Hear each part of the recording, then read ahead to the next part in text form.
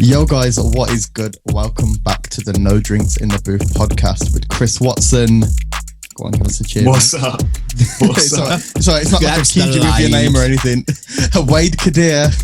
Hello. And myself, Pavan Saki. First things first, big thank you to everyone that's been listening so far. We're loving it. Don't forget you can follow us on Instagram at No Drinks in the Booth, as well as YouTube and pretty much everything else. Just find us. You know where we are.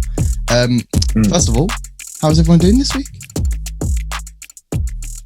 Good. I mean, it's hot. I'll give you that. It's hot. That's about it, really. Thank you, Chris, for the weather report. That was good, Chris. Wait, what have you been doing this week apart from looking at the weather? Apart from melting, what have I done this week? Organising music library. Started doing some of that stuff I had to do. You're actually downloading stuff now. Yeah. That's sort of the crux of it. I've watched a few streams, watched a few tutorials and stuff. Which streams did you watch? The Fool's Gold Records ones. Yes, big up A-Track. Which was like, Fashion, A-Track, Traffic, Jubilee. That was really good. That's it, really. Nothing much. Obviously, we can't DJ, so we're all still just sitting indoors looking forward to doing a podcast. Guys, not sure if you guys know, but the world is kind of on fire right now. So gotcha. We're sitting at home. And none of us streamed either this weekend. Yeah, because we're all lazy bastards. Because it was too hot. Yeah, honestly, I was sitting there and I was like, I want to shoot. Like, my room gets pretty hot because I have to close the windows for the green screen and like close the blinds, and I have to have the door closed. And then I've got like all my decks on, and then my two laptops on, and then there's so much tech, like so much heat in like a 2 meter squared area that I was like, yeah, nah, man's just gonna go out, you know. I don't need this. But yeah, so today's Oh, here we go. Go on, Chris. Are you actually going to talk about something you did this week? Chris has got an input. I needed a bit. I just need a bit of podcast therapy. I was just speaking to Wade before we started about how hot it gets in this room I'm sitting in right now. It's fine now because you can actually see the video. You can probably see like I've got a fan like just constantly blowing into my face when I'm like producing, or obviously now we've got the podcast going. It gets like an actual sauna in here, like actually dripping. So I think this podcast today is an endurance test. This is an endurance. You need to get a stool, mate, so it doesn't cover your back. I think we've all got fans going, haven't we? I know I've got one. Chris has definitely got one. Mine's just the one on my MacBook. Oh, okay. So Pav will be with us for the next 45 minutes, and then boom. Yeah. Well, it keeps telling me to service my battery, so I'm a bit scared now. Gotta get that done, mate. 7 day wait, that is. Is it 7 day wait? That's the thing. I can't wait 7 days. I'd rather just wait. Like it can be 5 days. You used to be able to get it done like within a couple of hours, but they send them off now. Yeah, that's like I can't live more than about 3 hours without my laptop anyway. But would you not rather get it serviced while you're not working DJ wise than get it because if you're getting serviced DJ wise, you're laptop-less. So apparently it doesn't harm your laptop if you just keep plugging in the charger. No, it won't hurt it. So it's just your battery life. There's never a time where I don't plug in the charger, especially at gig. Okay. So yeah. I'm leaving it until they reopen because scary. What, Apple? Yeah, like until they're like, oh, we'll start doing them in store again. They're never going to do them in store again. It's 7 days, seriously. Yeah. I know why they don't do them in the store anymore, because they have to have an oxidated chamber because of the batteries, because they're flammable. Oh, mad! And they just can't. So if they open, because they could open the MacBook up, and obviously if oxygen gets in and the battery's broke, it can blow up. That's why they send them off. Oh, well, that's lovely. Thanks for that. You're welcome. Moving on from tech with Wade. I've got many segments on this podcast these days. Yeah. Weather with Chris, tech with Wade. It's like someone that works at Apple. Yeah.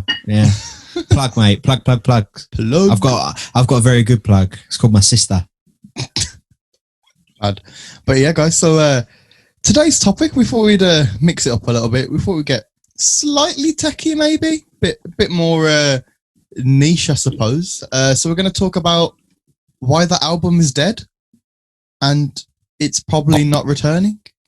But before we do that, because even though it's a great topic, let's hear some news. There's been some stuff going on this week. Wade, hit us with the news, bro. Okay, time for news and then reviews and then topic. Okay, first, yeah, I know, insert music here, Chris. Boom, bang. Boom. Okay, let's start. Dottie from Radio 1 and One Extra, who we spoke about last week. She has finally announced she has signed with Apple to be the lead cultural creator at Apple Music and also a host on Beats One Radio. Thoughts? Big move, man. Huge. Big move. Massive move. That's huge for her. Like that's anyone big. that moves to Apple gets the blank check. Well, So- I'm not being. If you look from Radio 1 and One Extra, they've taken Zane Lowe, who He was the first person they took. he was the first, yeah, and He I know That he was does. years ago. That was years ago. He Wasn't it? runs the radio Yeah, station. and he runs it. Yeah, he does some loads of stuff behind the scenes as well. He was always lit with his music, though, and it like he had such Oh, a wide music, 100%. Do you remember his interview with Kanye like 15 times? Did you guys ever Oh listen yeah, to yeah. that? That was Yeah, cool. yeah, I think it was in Maida Vale. That was a banger. that's it. When did Yeah. when did Zane Lowe move to Apple Music? Like literally, like when they bought Beats, they bought Zane Lowe. Must have like, been literally at the years same ago. time. Like When- Like 14, 15 times. Easy. yeah, I think about that. Yeah, like It's Zane crazy. Lowe's still yeah. there as well. At Apple. It's crazy because I remember that at the time. It was like I remember saw that and I was like, "Why has he done that?" It was such an odd move. I was like, "Who listens to Yeah, they Beats were like, One? Like, they were like what is Zane Lowe this?" to Apple, and then they were like, "Oh yeah, by the way, here's Beats One," and we were like, "Oh okay, that Yeah. makes sense." Yeah, and now you've got all like the specialist radio shows with them. Like Elton John's got a radio show, Nicki Minaj, like Ed Lil Sheeran. Wayne's they've got all- one, hasn't he? Little One, Young Money, yeah, Young Money Radio. But yeah, It's so a good thing only- Birdman's not paying that one. Well, but not only is she a host on Beats One, I did mention it earlier. She's also the lead cultural creator for Apple Music, which Such I think a bullshit is role. That is 100% fabricated. what lead cultural creator. It's just they've just like, they weren't sure what to call her role. So they've made that up and been like, that sounds pretty good for what you're going to do. I've no doubt she's going to do it. It's just I've never been to any other radio station and they've got one of them. Well, I suppose that's more like that's for Apple Music, so that's nothing to actually do with Beats One. Yeah, it's a bit of a I suppose it's like mad one. curating music that's Suppose not just off yeah. of the typical major label I guess artist. it might be a little bit like around the what world. Julie does for a minute. She kind of does Yeah, sort of yeah. the same kind of role, doesn't she? Julia Denuga. Yeah, big ups. Even though none Okay. of us know her. Yeah, none of us do. Okay, Right. moving on. Someone that used to be on Radio 1 Extra and Radio 1, who is now with Apple. Charlie Sloth signed a deal with Jay-Z's Rock Nation. Big move. Yeah, That's a cool. power move Also- and a half, that is. They've not announced Right. they didn't announce what the deal was, but he's obviously signed with them, and they're a full service management company. It's normally a management deal when yeah. with Rock Nation now. So I think this will most probably propel Charlie Sloth from being as big as he is to even bigger. Yeah. Also, massive respect from the minute after that post about 6ix9ine when he DM'd him asking for a. Apparently, Byron got Tattoo. 6ix9ine saying that, That it's is fake, so but I funny. don't believe it. Fuck Really? 6ix9ine. But either way, yeah, there you go. Either It's way, still like, hilarious. either way, he's put it up and he's not afraid to put it up, which is You know what? It was really good, and So then he funny. put, and then I read it that the bit at the end where he's like, "Fuck you, Splinter" or whatever. Let's up Splinter. Yeah. unbelievable. That was like the raggiest thing. do you think it's real? Or, I think it's false? 100% real. I think it's Yeah, I think it's 100% real as well. It's that, how Yeah, else is he yeah. going to rebuild his street cred? He's got to do a freestyle in it, and who's got the biggest freestyle platform? Problem is as Yeah, I well with guess so. 6ix9ine, in my opinion, is he's not actually a good rapper. Like, and I'm not taking. I'm not. Have you like, said taking that the before, piss. Wade? I don't think I've heard that. Yeah. Well, he's not a good rapper though, is he? He's a good artist. Like, I love the sort of Latin stuff he does, but I wouldn't say he's a Oh, good he's rapper. not I a mean, he's rapper. Mexican, No, he's so not he a should be rapper. good at that. Okay, right. But yeah, Let's fuck move on. 6ix9ine next. Big up, Charlie. God. Let's move on. Defected Records, they announced their Croatia 2021. It's from the 5th to the 10th of August. It's at the Garden Resort in Tisno, Croatia. It was obviously cancelled this year because of Where does everything one going book on. tickets? On the Defected website. Yeah, let's You go. going, Come on, Pav? Chris. Oh, let's go, mate. You fancying it? Let's go. I'm there. Man's Are you ready to backing get like spiritually like awakened and just love everyone? Is that's probably what's I mean, going on there. I wasn't that far off now, mate, to be honest with you. You'll take to like a duck to water. You're a natural. Yeah, man. I'm not going to go through the whole lineup because it is huge. I'm not even going to touch on the lineup. Is 'cause it it's massive. insert every DJ ever? Yeah, literally. No, probably. Yeah, but a bit more curated than that.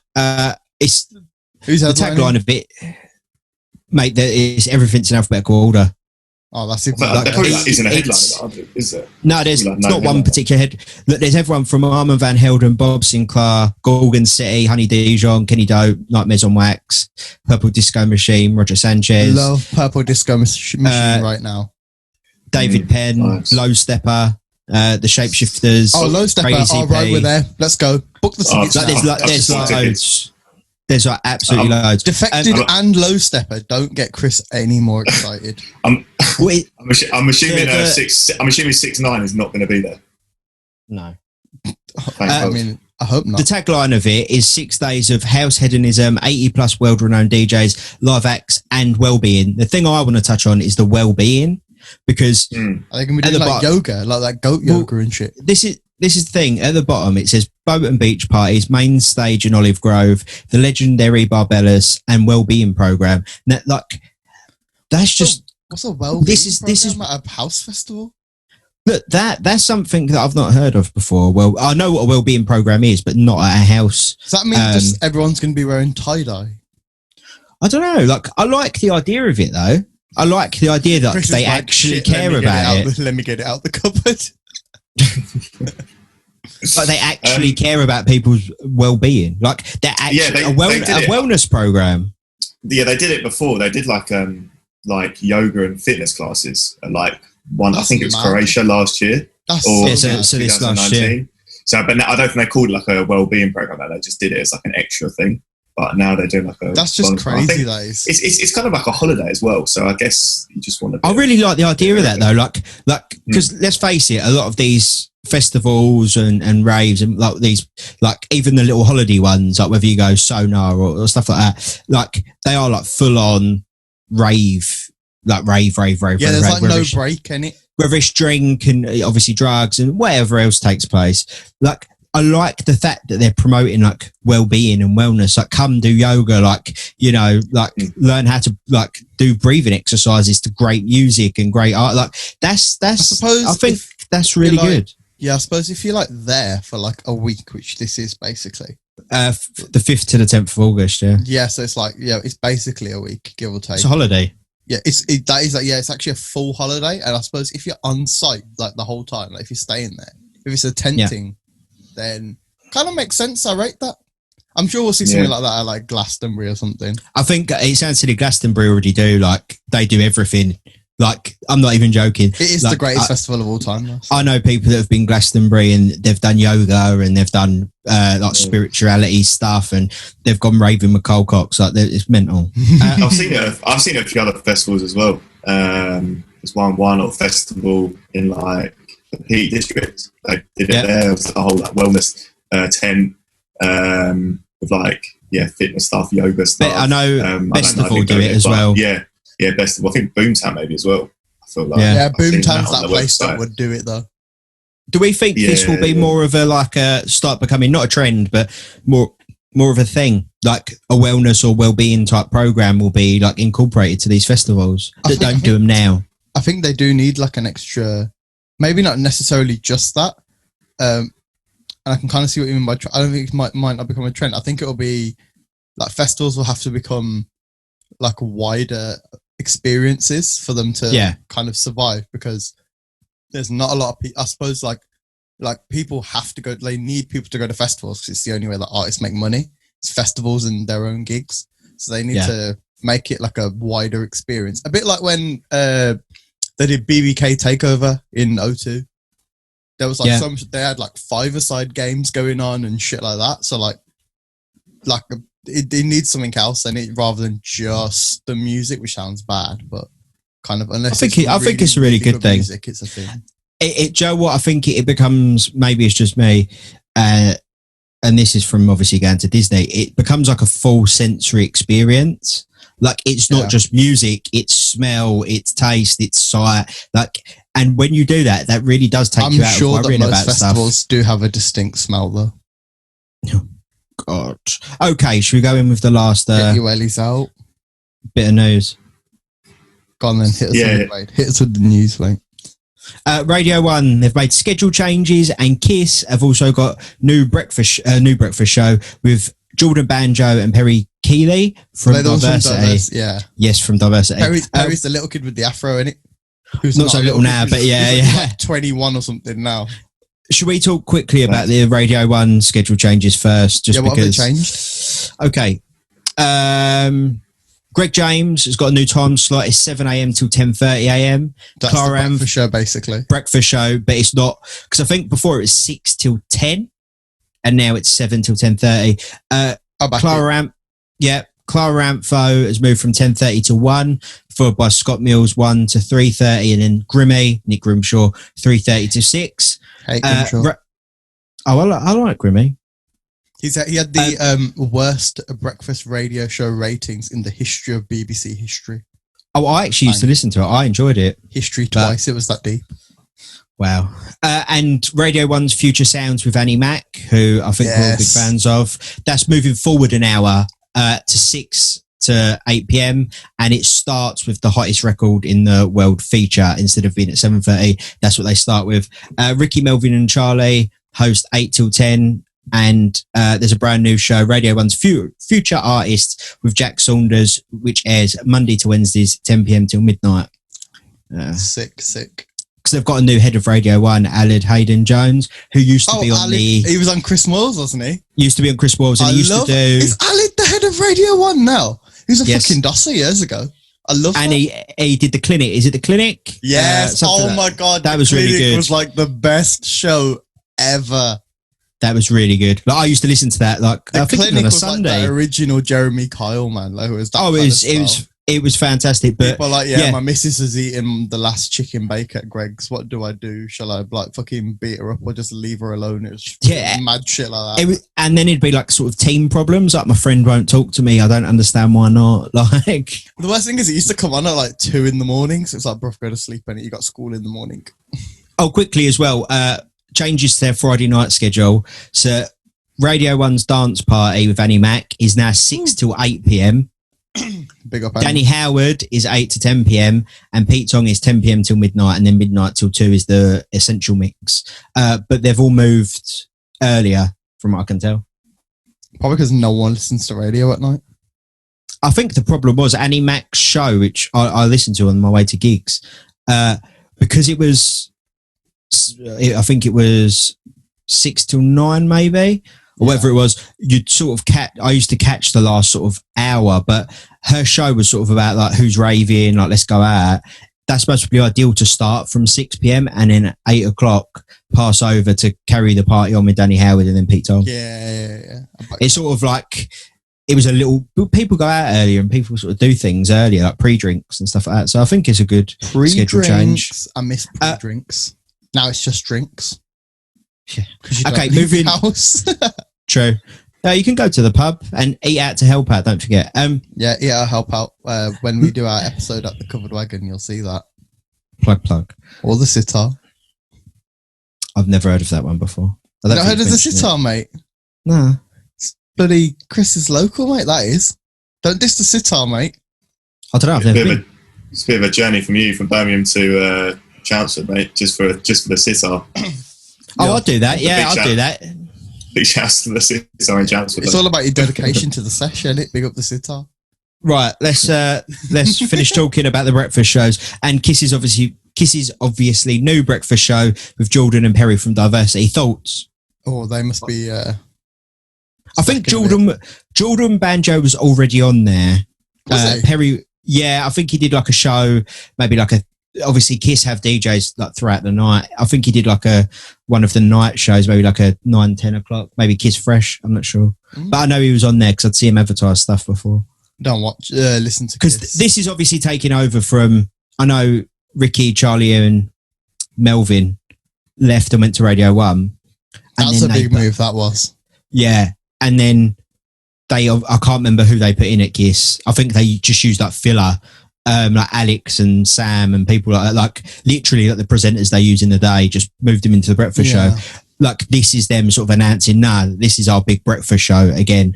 Do we think it will be as good as the Ricky, Charlie and Melvin, or Ricky, Melvin and Charlie, or better or worse or on par? I don't know.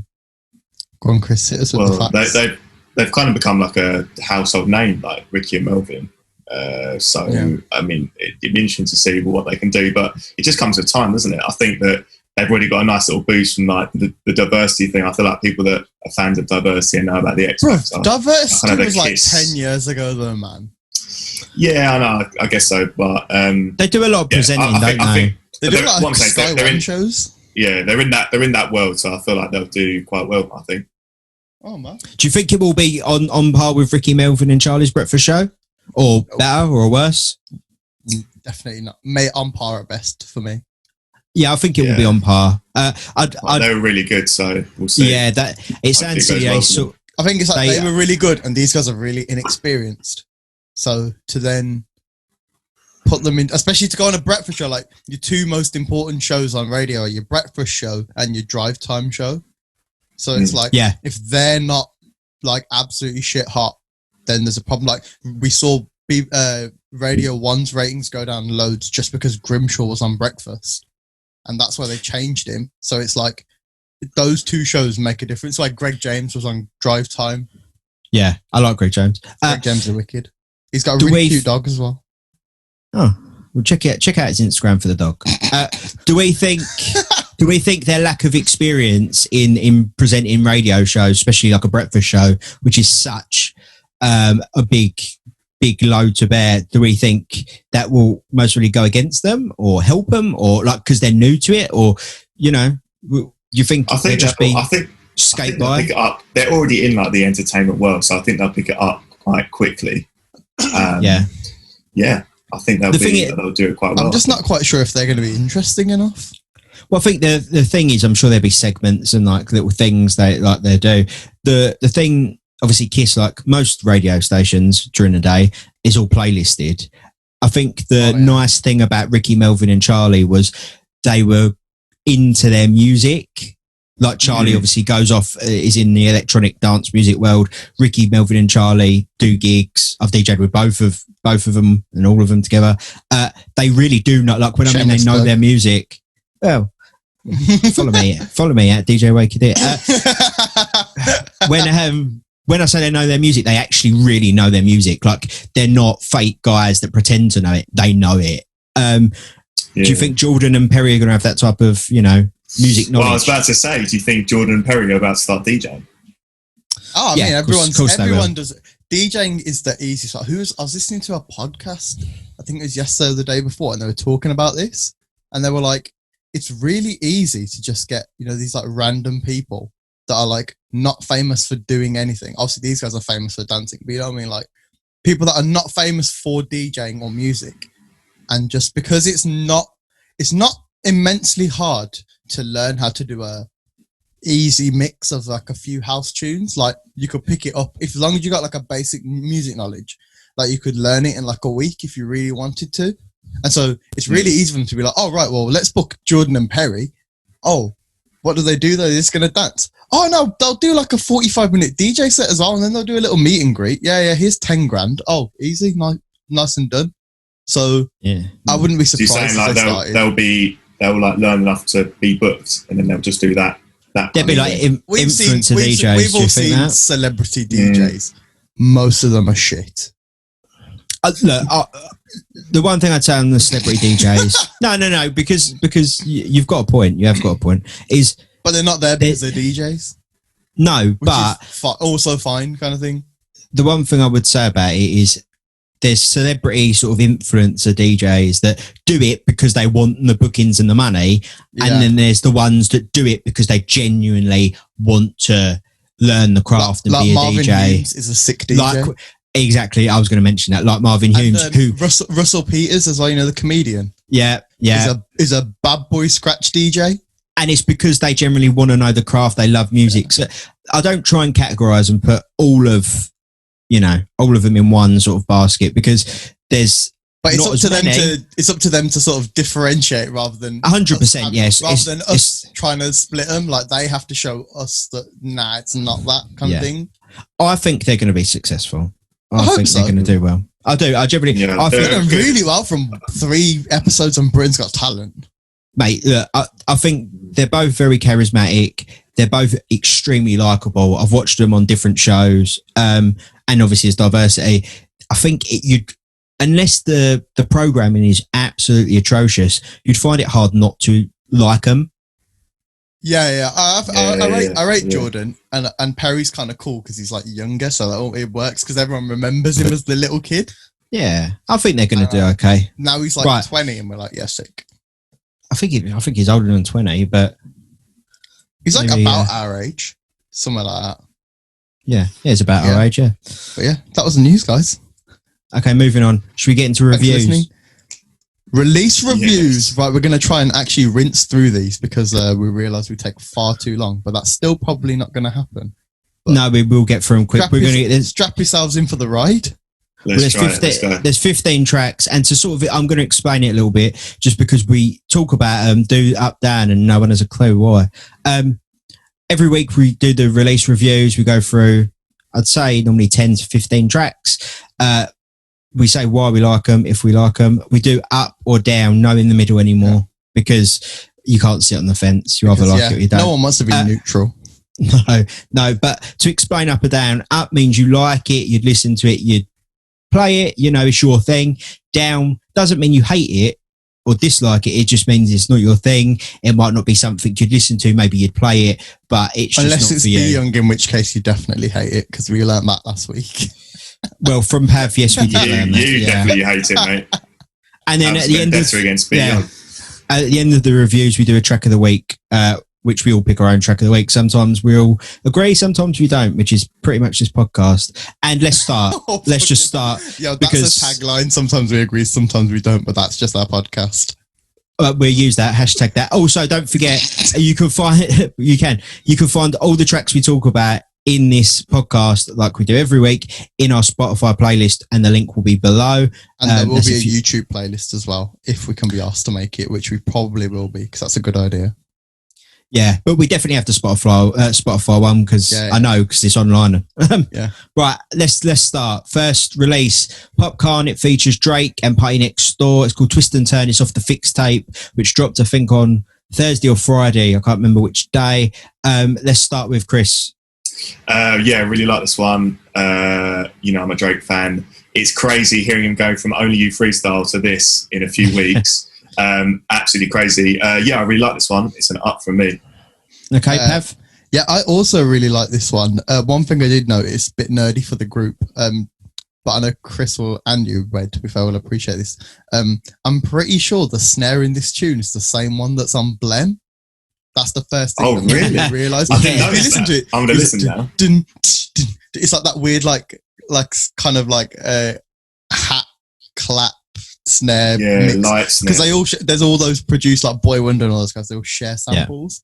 So I listened to it and might be the same producer. I was like, it sounds like this. I think it was Boy Wonder, was Blem, so I'm not sure about this. I was like, it sounds like that. I like that song. I like this song. Big up for me. Wade, what do you think, mate? I think it's a dream collaboration. Popcorn, Drake and Party Next Door. Just when you read that, it sounds like it will be good. And it is good. So I'm not gonna bang on about it. It's an up from me. Moving on, second track, Cardi B. It features Megan Thee Stallion. It's called WAP. The music video, if any of you have seen it, yes or no? I've seen it. Yeah, it's crazy. It features like Kylie Jenner, Normani. Features loads of. There's this massive petition to get rid of Kylie Jenner in the video. Oh yeah, but really? It's got like 50k. It's got like 50k signatures. People don't like her. Why? No, because people don't like her. What? Just for what reason though? Has she done something like recently? No. I don't even think so. No. Just because people don't like Kylie Jenner. I'm going to start with this one.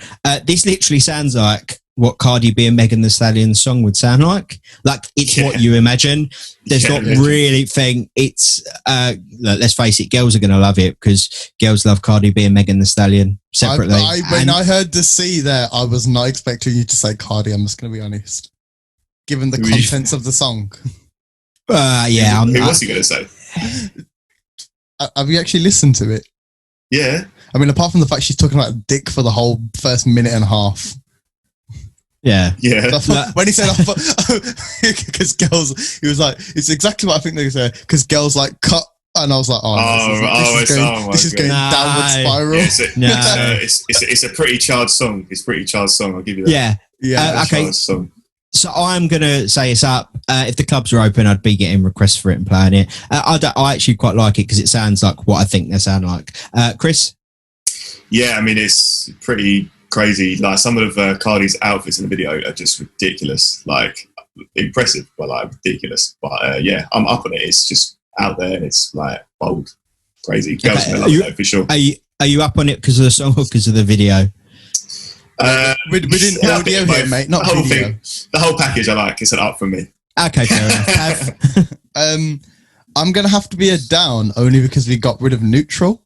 Just because it wasn't really my flavour. I was just like, I've written here, okayish, nothing special. I was listening to it and I was like, it's just two provocative ladies talking about dick for 3 minutes on a song at 85 BPM. It's kind of what I expected. Not my flavour. Don't like dick. Not a great fan of the tune. Well, fair enough. Can't relate. Fun facts about Pav. Okay, right, so you're down on it. Okay, moving on. Juice WRLD and The Weeknd. Track's called Smile. Pav? I was expecting a bit more from this, and I kind of listened to it. It sounded like 2014 Weeknd, which is cool, except that was 6 years ago. Like, he's got a new sound now.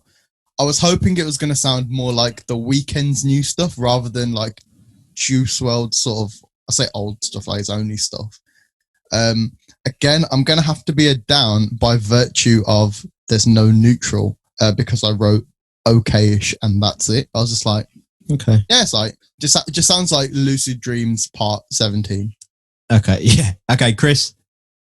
Yeah, Juice WRLD, rest in peace, but I'm really not on like the whole Juice WRLD hype, including this song.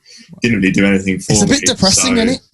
Yeah, and I like to listen to music that makes me feel good. That's why I listen to music. So it's just not really something I'd enjoy, and I don't. Like, so I'm gonna have to go down on this one. Without cutting you there, like Neo's "So Sick of Love Songs." That is a really sad song, but in a weird way, it makes you feel a little bit happy. It's because it's wrote in a it's the melody like happy it works. key. Yeah.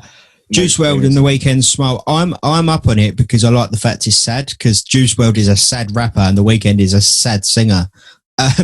So it literally, I guess it works well that way. I guess it sounds. Like the beat was too depressing for me. That's why I didn't like it. Nah, I like it. I like the old Weeknd stuff, and I like Juice WRLD. So I'm up on it. I'd listen to it and I'd play it. Okay, get my favourite groups next. D Block Europe. We won. I will start with this one. Here we go. Well, it's not what you're going to think I'm going to say. Oh, really? Yeah. I'm up on it. I actually like it. I'll tell you why I like it. Man. It doesn't sound too much like D Block. That's what I thought as well. Yeah. Which they've gone out of sounding the same on every song. So I'm up on it purely because if they do more stuff like this, then I'll be up on everything they put out. Chris? Yeah, I think it's cool. Actually, not my favourite D Block they've done, but I think it's cool, and I agree with you. It's something different. I think the beat goes hard. The beat is hard, so I'm going to go up. I'm a bit half and half. I'm not quite sure whether to go because I did really, really like the beat, but I didn't really like the lyric, like the vocals and stuff. I didn't think they were anything special. Like, I really hate the over auto-tune stuff. But that's just their sound now, isn't it? Yeah, I don't really like that, so I'm gonna have to go down because when I listened to it 2 hours ago, I put D Block and then the next line was dead, so I have to assume that I didn't like it. Wow. And everyone thought it'd be me that didn't like it. But I really liked the beat though. Okay, so you just wished it weren't D Block on it. Nice. Yeah. If we'd had like if Retch was on it or something. Oh, if Gigs was on it, guess a Gigs beat, bro. It's a gigs beat. Okay, let's move on to something a bit more dancey. House Gospel Choir and the legendary Todd Terry. The track's called My Zulu. Chris? As you know, partial to a bit of house music, but this one didn't really wow me. Obviously, Todd Terry, house legend. I don't know. Didn't go crazy for this one, but didn't really do it for me. So I'm gonna have to go down on this one, unfortunately. But big up Todd Terry, legend. I'm gonna go. Hang on. I'm softening the blow. Big up Todd Terry. Your track's shit. That's pretty much. It's difficult. You can't really hate on Todd Terry, but you can't. The track was quite disappointing. The track was fair enough. Okay, all right, Pav. I really like the vibe of the tune. I really like the vocals on it. I also thought that the piano was not like overdone. I thought it was really nice. My only criticism, and I think this is probably why Chris doesn't like it as well, the tune didn't really drop. Like, you're sort of expecting that one big drop, and I feel like it never really happened. Yeah, it doesn't really go anywhere, does it? There's no it sort of stays very level. There's no increase in energy. But I'll go up because I really like the vocal and I really like the piano. Okay. My thoughts on the track, the reasons you didn't like it are the reasons I like it. Including the reasons you do like it. It sounds like Todd Terry type house, which doesn't really drop. It's funky, it's soulful, it's got like the House Gospel Choir's voices are amazing. The production's really well done. It sort of epitomizes a proper summer feel-good house track that's not overly produced or overly influenced by a major record label to get a number one and push it. It's just really fun. It's just funky and it's soulful and I play it and I listen to it. So I'm up on it. Okay. Hardy Caprio, track's called 9 Lives. I'll start. It's a good track. Nothing overly wrong with it. Nothing that I could really moan about or nothing I could say that's bad about it.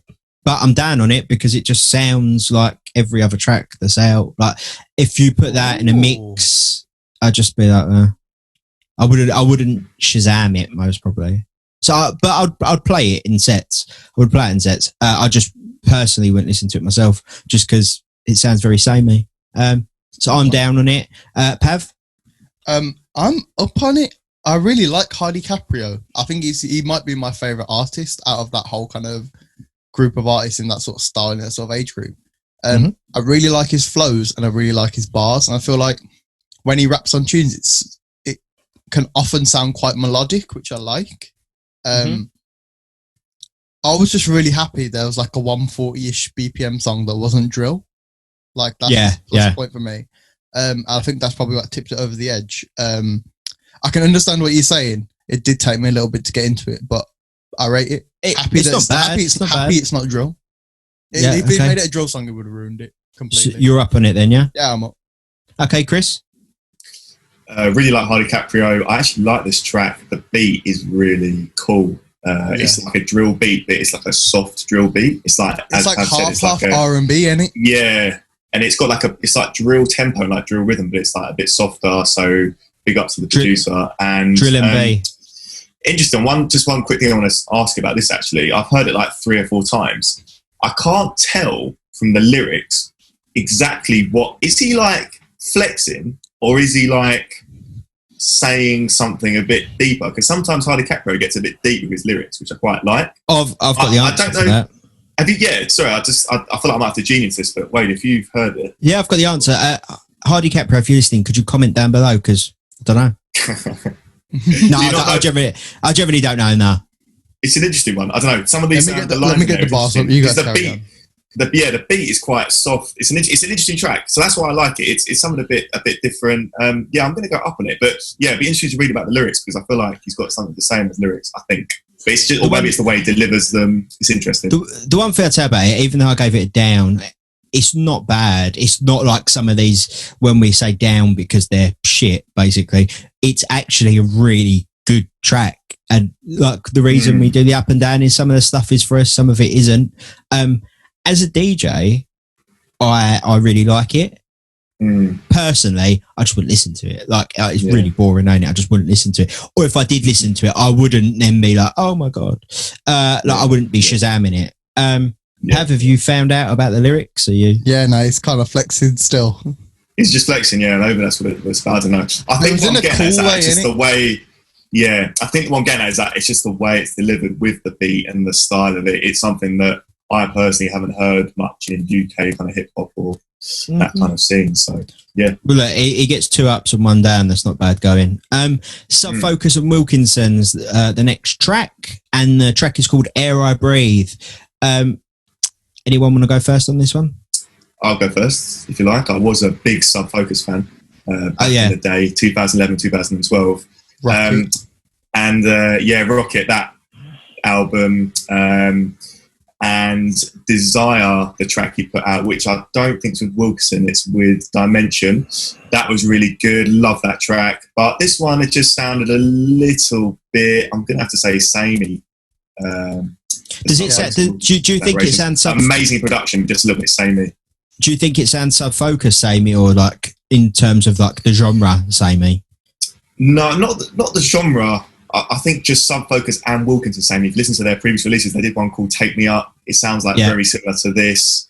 So it sounds like all the offcuts. Production, these guys production wise sound width, loudness, the whole thing they do amazing. But this is just very samey. The actual kind of feel of the track. So up or down? Down. Okay. Down on this one. Pav, do you want to go next? I'm up because I don't listen to too much drum and bass and that style. And I listened to it and I was like, oh, this makes me feel good. So it got up for me.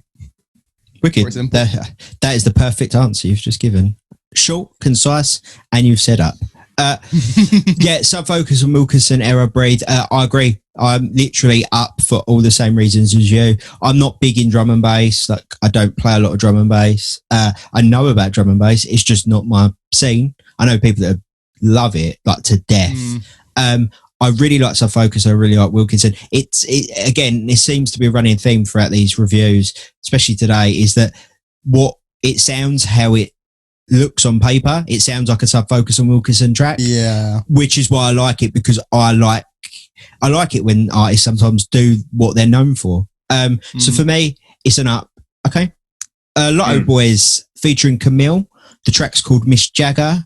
I can start with this one. I really like Lotto Boys. I like Camille's vocals. I generally just quite like the track, so it just gets an up. It's good. I hope it's not a filler track, because I think it's better than a filler track, but it could be. Pav?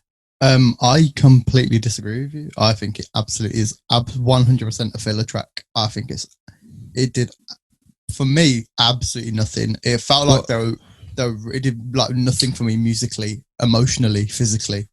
Mad. I thought you sounded like it. I thought you'd like it. It just sounded like, I say normal Lotto Boys, but you know when they made Bad Vibe and that went big, like I feel like they're just trying to find the next bad vibe rather than just making kind of cool tunes. Like, I just feel like a lot of their stuff sounds a lot of the same. I wrote here, sounds like they're trying to be too pop when I listened to it, and that's what it felt like, rather than just making tunes. Like, maybe that's what they're into, but it doesn't feel like that. Like, coming from No Don and tunes like that, and then making this, I'm like, we obviously like that music, and I think you sound probably better on that.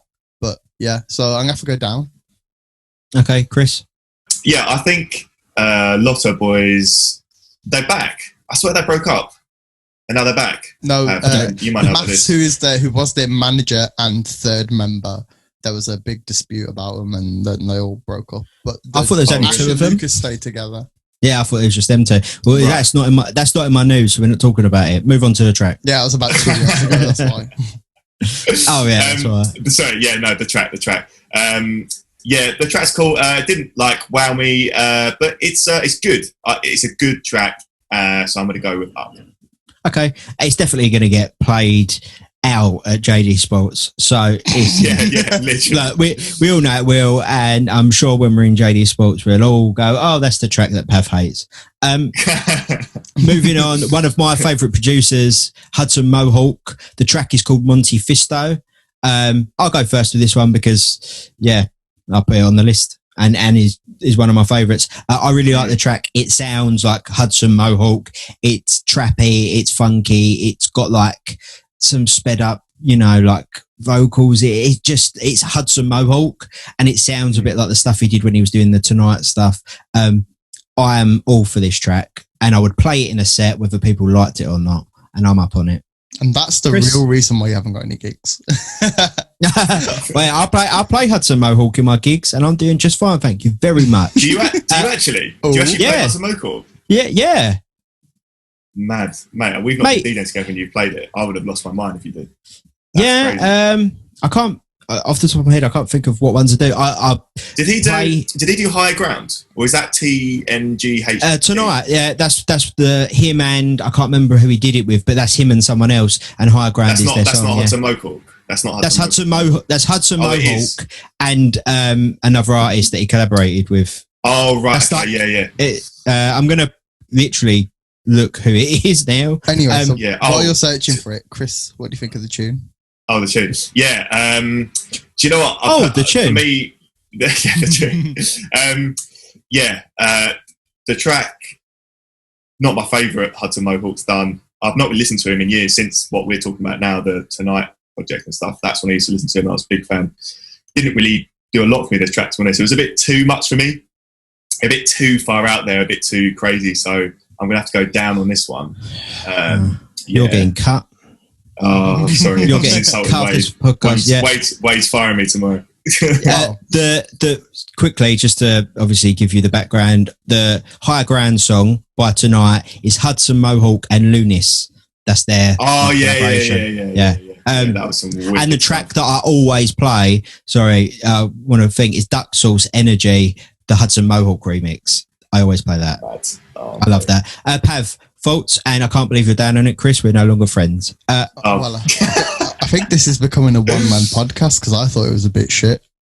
I listened to it and I was like, upset. I was like, has Wade made a typo or does he actually want me to listen to this tune? So yeah. Oh no, Wade's going to be upset now. Didn't rate it down for me.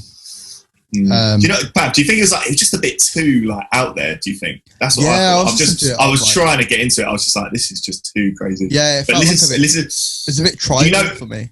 Yeah, do you know Hudson Mohawke? Nope, first one I've ever listened to. Listen to some of the older stuff though. He's got some beats, mate. Like some beats. Yeah, he's trying to save yourself with Wade. No, he's legendary. Honestly, Google Hudson Mohawke and read up about him. You'll be like, did not know he did all this stuff. Crazy. Okay, right, moving on because you talking bad about this is depressing. Next artist and track is IMDDB. The track's called End of the World. I can go first on this again. I like it. I really like IMDDB stuff in general. End of the World is a good track. It will get an up from me, but just get an up from me. Like, there's nothing crazy about it. But I don't hate on it at all, and I really like her as an artist. Chris? Really like this track. I'd actually definitely listen to it. It's just quite melodic. It's got a bit of an R&B sort of vibe about it. I think the video didn't fit the track, but I do like the track. So I'm going to go up because this is a wicked one. And big up IMDb. She is sick. Yeah. Okay. Pav? Cool. I don't really listen to too much IMDb. If it comes on, I'll listen to it, but I'm not searching for it. The instrumental was pretty cool. Didn't really rate her bars though in it, so I have to go down just because I don't listen to her music. So I was hoping that this tune would wow me with some bars, but it didn't. So okay, it's another down. Well, moving on swiftly. Another insert DJ. Another one. Moving on, 45 Roller. The track's called Rain. It's Shy FX's alias, 45 Roller. Chris? I'm gonna have to go down on this one. It just didn't really do nothing for me. Shy FX is wicked. This one didn't make me go crazy. Pat, you saying no? I thought you didn't really like drum and bass that much. Or are but I like Shy FX. Shy FX isn't really drum and bass though. He's a bit half. He's got that ragga thing going on still though, ain't he? He's a drum and bass legend, mate. Are you sure? Yeah, but as in he's drum and bass, but on the verge of jungle. He's on that edge of the spectrum. Yeah, okay. He's not on the EDM end of the spectrum, if you get what I mean. Yeah, no. Okay, yeah. So wait, are you up or down? I have to go down on this one. So Wade, we're going to record this on our own again. Shall I go on this one? Go on, mate. I'm up on it. I'm just going to put it out there. I'm up on it. I've not heard.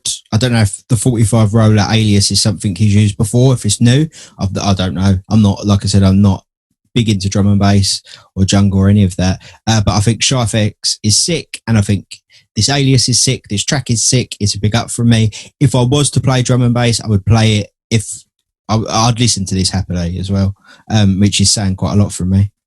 Yeah. Okay. I would have to agree. I do really like Shy FX, so I may be slightly biased. I just feel like when I listen to his drum and bass in particular and that kind of style, it always sounds very, very melodic. It's very musical. He's got a lot of instruments in there. Like, he's still got that ragga style of production.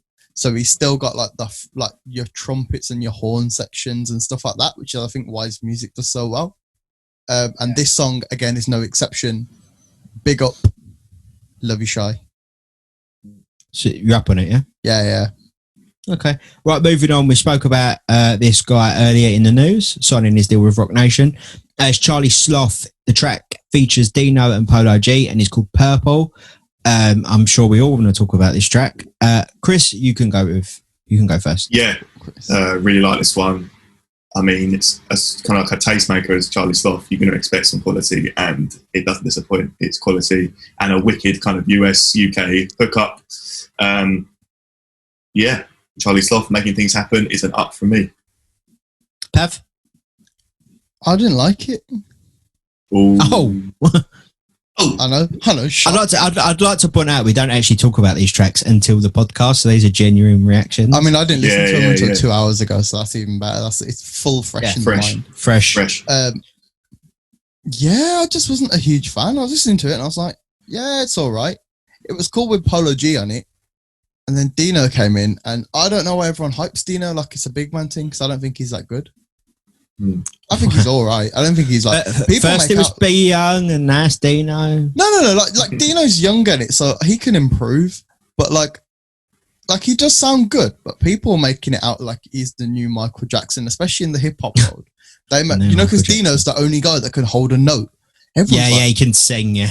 Yeah, everyone's like, oh yeah, but what about Dino? But what about Dino? And it's like, yeah, but Dino couldn't even suck the toe of Sam Smith. So what are we really talking about? Just because he sings a couple of R&B songs, like, yeah. So I put average, so I'm going down on that. After that scathing review, I could find listen, wait. I really like the song. So Dino's getting off lightly this week. Think about Be Young last week. Oh, poor, I feel sorry for Be Young. He's over. It's over. Like got an ended career. I was about to say Dino. What did you just say, Pat? So what was that, Pat? I said Being got ended last week. At least Dino's got it lightly, man. He has got it lightly this week. Hashtag Pav's unpopular opinion. That's just because I think Dino actually does make some good songs. Okay. All right. Well, look, I'll give my I'll give my thoughts on the track Purple. Charlie Sloth featuring Dino and Polo G. I really like it for the same reasons Chris likes it. I think it's a good collaboration. It's not something you'd expect. I wouldn't put Polo G and Dino together. That's obviously because of Charlie Sloth. Look, with the whole Rock Nation signing, I definitely think he can most probably bridge the gap between US and UK. And this is a good starting block for it. So it's up from me. Okay, moving on. Saffron Stone. The track's called All Over Again, taking it back to the house scene. Track's called All Over Again. Chris, you are the resident house head. You can start. Yeah. Really like this one. Something like really unique. Like it's faster tempo. It's really cool. Obviously, it's quite kind of low key. It's been released on, although Love Juice is independent. It's wicked, independent. And obviously they've been like collaborating Love Juice and Saffron Stone. Like, so I hope the track does well, because the track is something new and unique, and it could be a massive boost for my knowledge of house. So it's getting a lot of features. It was in Mr. Jam's Dance Anthem show, I think. It got featured on Spotify, New Music UK. It was the cover. So it's picking up traction. Yeah, something real different. So it's a big up from me. Okay, Pav, let's move on to you. Yeah, I liked it as well. It was a cool tune. I really liked the vocal on it. So yeah, I forgot what. Nothing much more to say about it.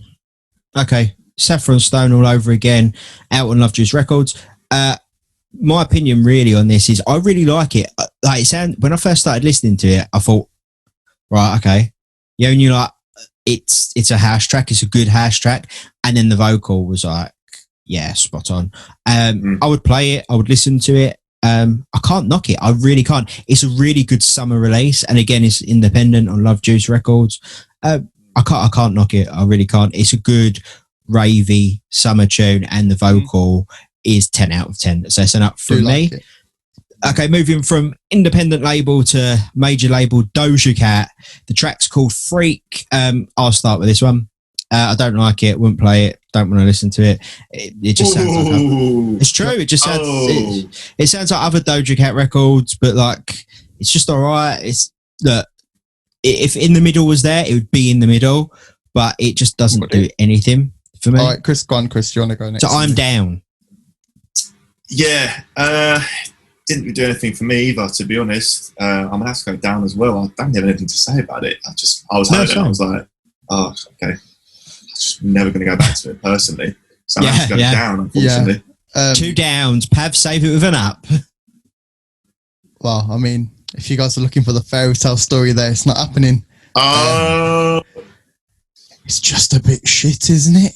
Let's be honest. It's just a bit shit. It's just a bit. It's that classic, let's sample a song and put it on a pop tune and it's going to sound really good. And it's like, no, don't do that. It's just, Stop. yeah.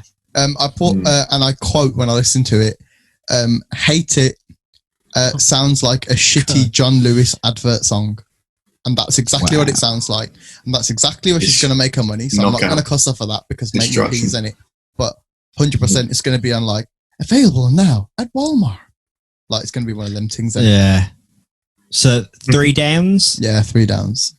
That one's out of the park. Okay, last track in the reviews. It's by Riton. It features Boy Matthews on the vocals. The track's called Too High. Chris, we were speaking before the podcast briefly about this, so you can start with it if you want. Yeah, this is a whack track. I mean, I get Riton is like got that indie thing going on. Like it's this is a whack track. I'm going to use the word whack right now for this track. Riton, he always like pushes boundaries, which I always respect, as you know from how I've spoken about music like on previous episodes. But yeah, this one's just too much for me. After tracks like Riton, Fake ID, which you've got to check out if you haven't heard it, this one is just pushing it. It's gone beyond cool. Now it's just too much out there for me. So big up Riton, but this track is just too much for me, mate. So I have to go down. Oh, I actually quite liked it. I'm not gonna lie. It was vibes. That synth is just crazy. It was vibes, think it's just in it? Vibes. Okay. Nice. It felt a bit vibesy for me. I'm not gonna lie. Okay. I was listening to it and I was like, oh, yo, this is kind of all right. I was just like, yeah, it had me moving. So I was like, okay, yeah, I'll have it. So, yeah, have you heard Fake ID Riton and Rinse and Repeat Riton? Have you heard those two? Yeah. Do you prefer those or do you like this one? What do you think? I definitely prefer those. Those tracks are records, man. Yeah, but they're big tunes, man. Like this is just I think some artists are allowed to have just okay tunes sometimes. Yeah. Oh yeah, you're right. I agree. Yeah, sometimes they're allowed just okay. Like not every tune can be a banger because otherwise, then there's no point releasing albums. Huh? What segue? Wait. We'll get to it. Hold your horses. Go on. Are you up or down on it? Oh, sorry. Yeah, I'll go up. I put vibes with 4 S's as my conclusion, so I assume that's I liked it. Okay, I'm up on it. I'm like Chris. Like I know Chris. You look. Ritten's older stuff is really, really well done. I don't think this is bad. Look, it's gonna get like playlisted on like dance anthems and Kiss Fresh and stuff like that. Like I don't dislike it at all. The synth is a bit mental, but look, push boundaries, do it, because when you got tracks like the one before, like Doja Cat, it's better to do something different. And so I'm up on it. Okay, that is literally all the releases this week. that we've reviewed. Like I said, if you want to listen to any of them, which you should, and you can either agree or disagree with us, make sure you listen to Spotify playlist. You can search it. It's called No Drinks in the Booth, by the No Drinks in the Booth. And the link will be below as well. And it's obviously on all our social medias. Yeah. Before we completely end this, track of the week, out of the 15 tracks we reviewed, which one would be your track of the week? Anyone want to start? I'll go. Go on, Bev. Bringing it back to the beginning, I think the best tune this week is that new Popcorn and Drake one, man. I think I have the least bad things to say about it. Like, even the other tunes that I did like, I was like, yeah, they're not perfect though. Where I was listening to this song, I was like, nah, it's just full vibes, and I like everyone's bit on this tune. So for me, that's my tune of the week. Okay. Chris, track of the week? My favourite will have to be Saffron Stone, All Over Again, of Juice Records. Out of all the selection this week, just me personally, really enjoying that one. That would be my favourite tune this week. Okay, I'll finish this off. My favourite track, do you want to guess what my favourite track is? You can do a little guessing game. Is it that fucking Monty Fisto one? Hudson Mohawke? Yeah, that guy. Oh, yes, it is. Yeah. That is my track of the week. I would have picked Popcorn, but I don't think we should all have the same track of the week. We should have three different ones. Don't do it because of that. Just pick your tune in it. No, honestly, the best track out of what is this? The best what is this politician. Yeah, wait. Pick your I'm tune. turning into Chris. Yeah. Look, the Popcorn one is a major That's why we got track. rid of Neutral, man. Well, okay. Look, I'm still going to back the Hudson Mohawke one because the Popcorn one, as great as it is as a collaboration, and I completely agree with it being a track of the week. The one I'd listen to the most would mostly be Hudson Mohawke. So there you go. Oh, that's lovely. There you go. And I'll mostly be playing it in my sets long after I'm playing Twist and Turn. Yeah. Twist and Turn, close second. Close second. Okay, that is the news. That is the reviews. Thanks. And like I said, make sure you check out the Spotify playlist because I put a lot of hard work into adding them tracks. Like Yes. all Big 4 upload. minutes. Yeah, it takes me about, a couple of minutes. Yeah, big up Wade for doing that. And I'm on paper. Like, I actually use paper, save the planet. Yeah. Just £3 a month means that Wade will be able to afford a charger for his phone. So he can just use his iPhone instead of paper. And I like it. I like it at paper, pen. I get to tick stuff off. And when you just ramble on about shit, I can write little points down.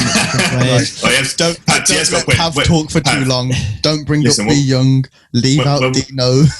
When we start rambling, Wade has to have something to do, so we don't, we can't. He's actually playing noughts and crosses against himself. Yeah, mate, literally. Look, honestly, when you start rambling, I could easily leave, get a snack, and come back, and no one would know. Should actually try that one, Wade. Yeah, I'm gonna. It's the fact that it's only videoed. That if there was no video, no YouTube, you would not know. I'd have a pack of Doritos or something, or some fruit. Be healthy. I could go for some Doritos. Big up for the news. That was good. And the reviews. News and reviews is here every week, whether you like it or not. Yes. Well, hopefully you like that. Hopefully, hopefully you like it. Hopefully the hour of the podcast. Yeah, hopefully you ain't turned off. Okay, that's me done. So I'm going to get Doritos. See you later. Well, big up Wade for that. Well, let's get on to the big topic. You know that big headline that we do every week, and then we talk about something different for the first hour. Is the big topic this week. Is the album dead? The album is dead. Is it just singles? What do we think, guys, on a base value? So there's this whole big argument, especially now, kind of the advent of streaming and all that kind of stuff, like lack of physical sales. Does it even matter if you release albums anymore? Like, can you be a credible artist by just releasing singles? Do people even give a shit? Chris, go on. Let me know. Should we answer them questions all in one go? Just give me your opening thoughts. Let me know what opening thoughts. When you think album versus first. Single, and what you think about that. Yeah, I'll go first. I think, just as an overview, I think that the older artists generally can get away with releasing albums. And when I say older, I mean like the ones that have been around for longer. So your Adele's, take that. Michael Bublé, Ed Sheeran, you know, the ones that have been active in music for say 10 years or even longer than that, 20 years, but you know, every artist is different. So I think, you know, if the older artists can release albums, I think newer artists, there's no point releasing an album if you're a newer artist within the first 3 or 4 years of your, you know, kind of career. I define career as when, you know, you're selling tickets and you have a fan base and, you know, big or small. I reckon 3 or 4 years, there's no point because people just want singles and, you know, people don't access music as albums anymore. Like people don't buy albums. I think they don't look for albums unless it's a massive push, like a massive push from the artist and their management and their label and all their promotion. So yeah, that's what I think as a overview. Mad. Wade, what are you thinking? As the elder statesman of the group. No one would tell by this face. No one would know. I completely disagree with Chris. Like, whoa! Well, that's really handy. Let's go. No, I do. Because, and I'm just going to use an example, Pop Smoke. Yeah. The album, the whole album went into the Billboard Top 100, every single track, because people were listening to the whole album. And he's not been around 4 years. That's just sort of like a sort of segue into, I know you're saying like you should do it after 4 years. People are waiting on the new Drake album, not the new Drake single. People are waiting for the new Kanye album, the Donda album or the Yandy one or whatever it's called, not the single. Even when it comes to the Ed Sheeran's, especially because Ed Sheeran, the way he schedules his releases and the way he operates, people wait for that album, not the single. I think it's very much dependent on what genre you're in.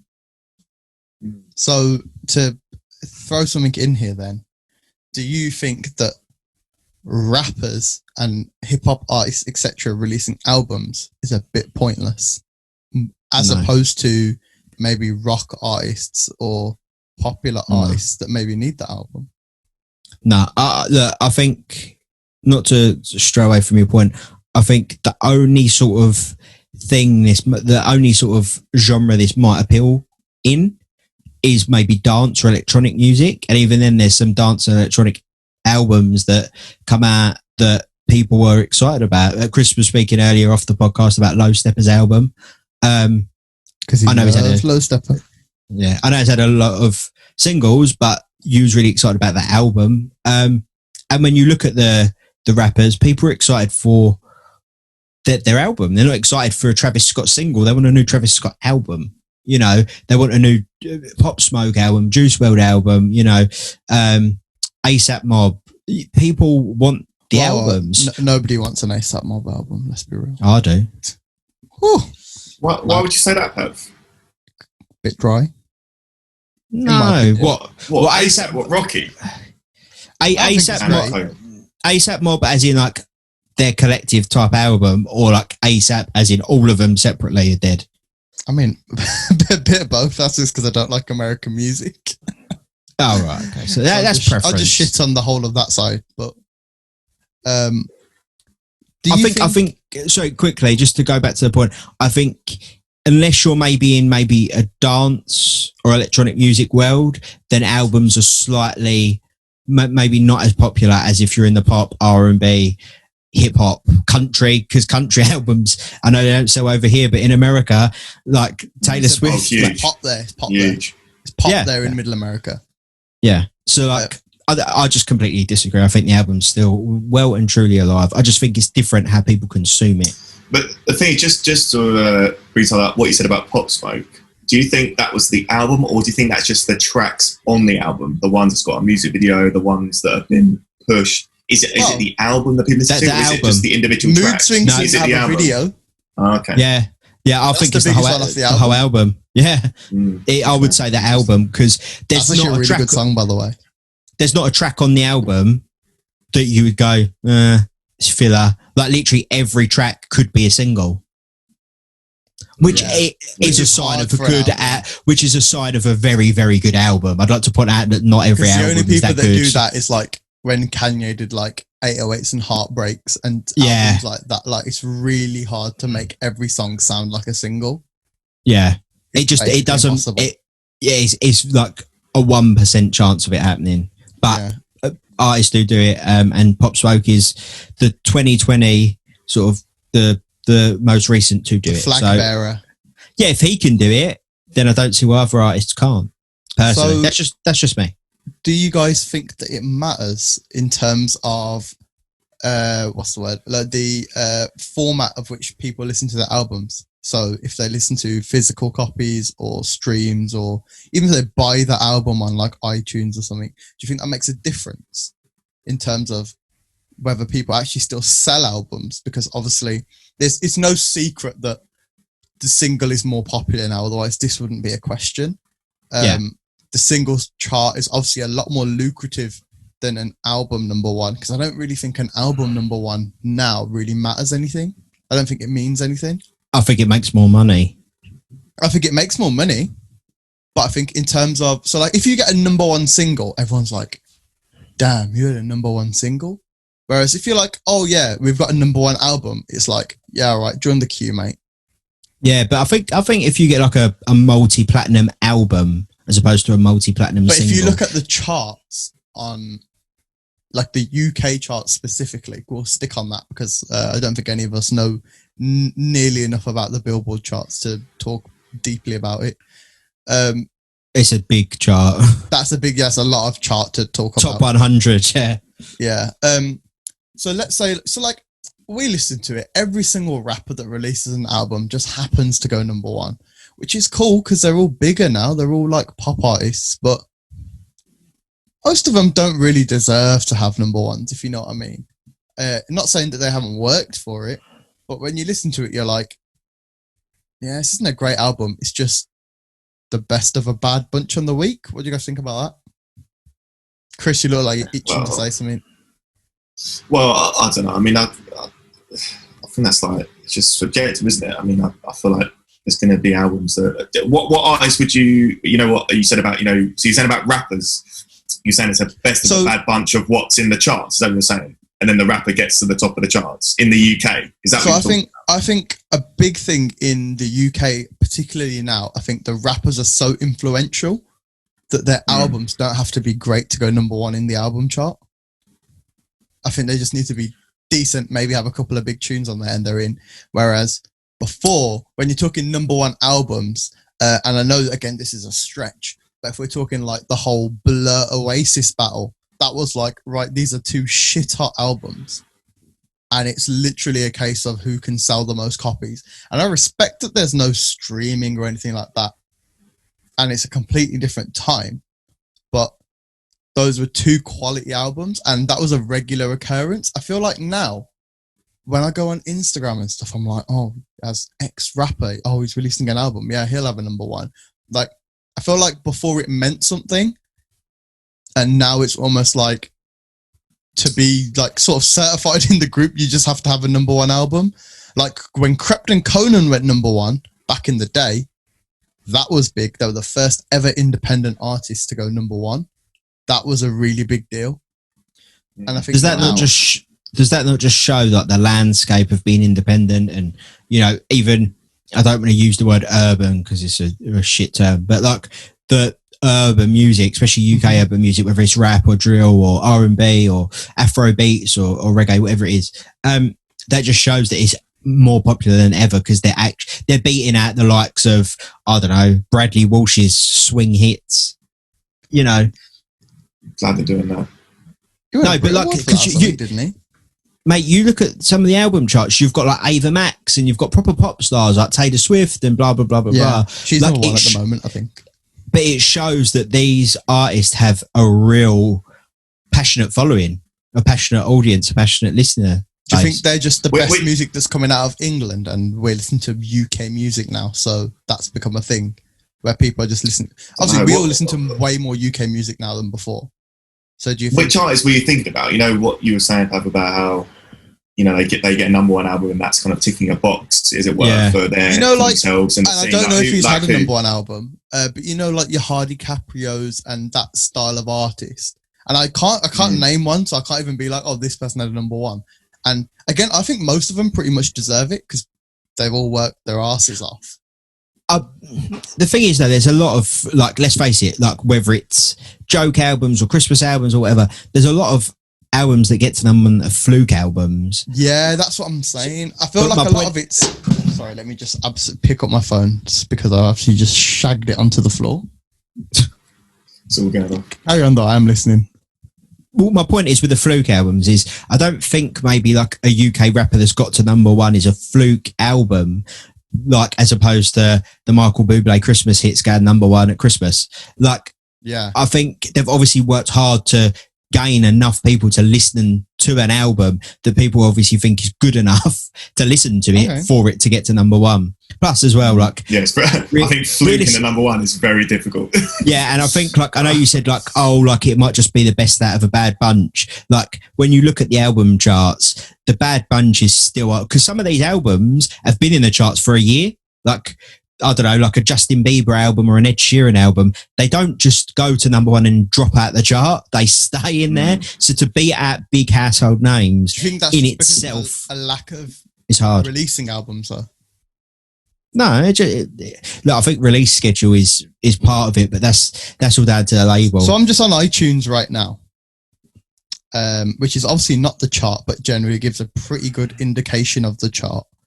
The top albums currently are Now 106, which is kind of expected. It happens like the week it comes out.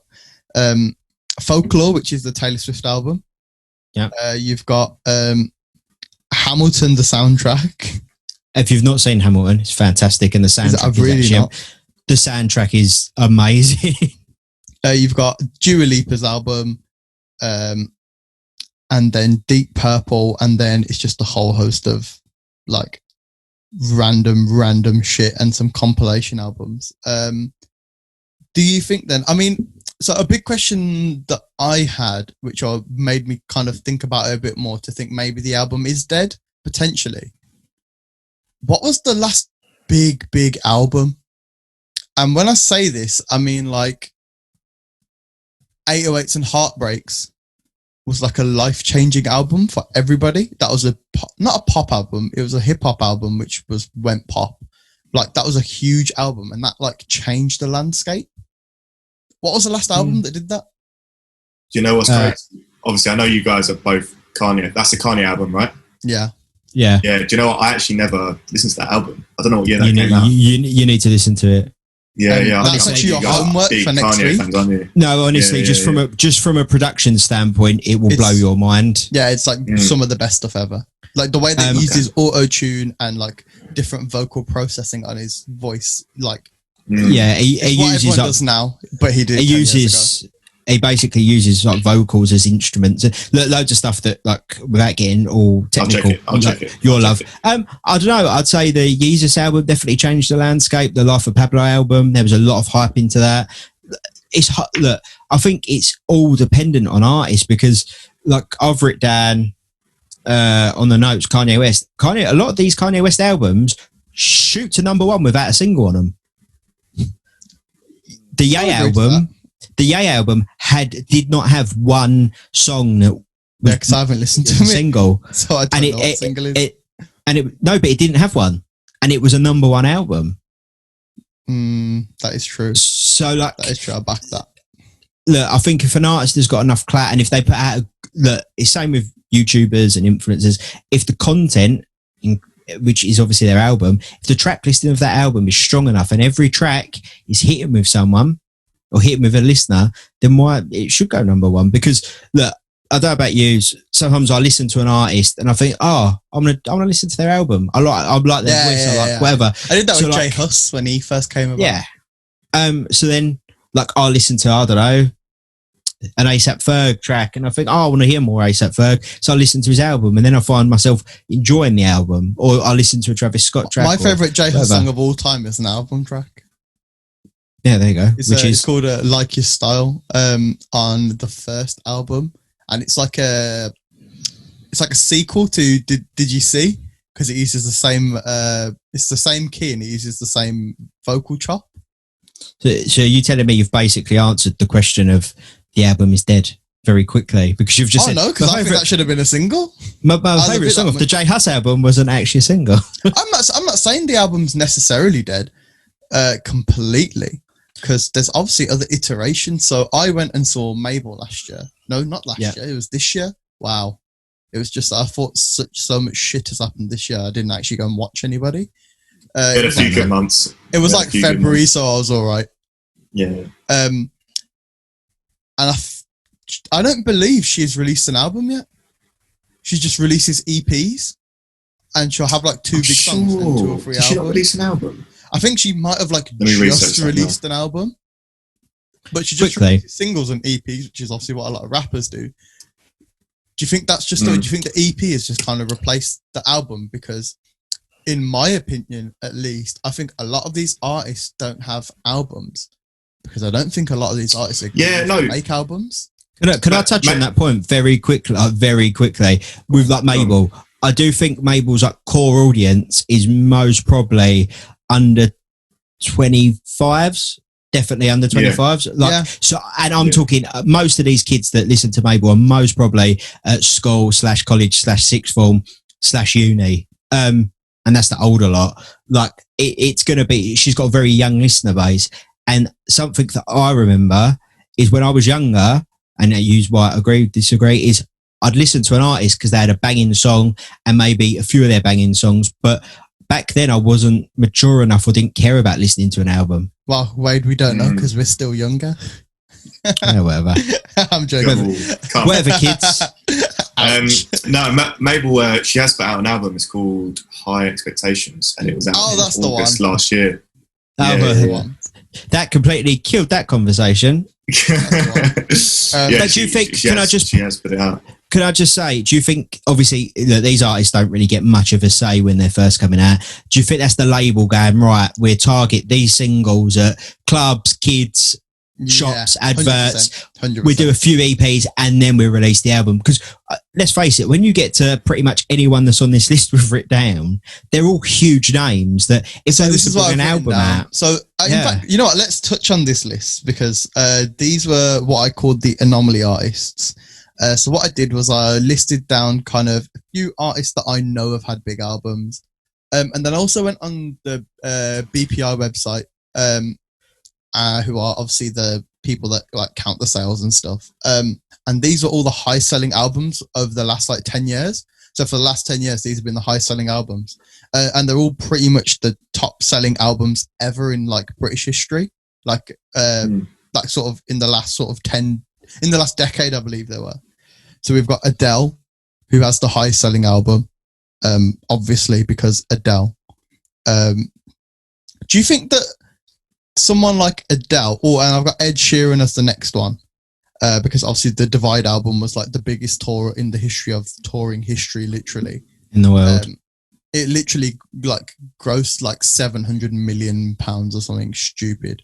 Yeah, it was just under $1 billion, wasn't it? Yeah, like it was like got really close. And I think if this Corona stuff hadn't happened, it would have probably passed $1 billion.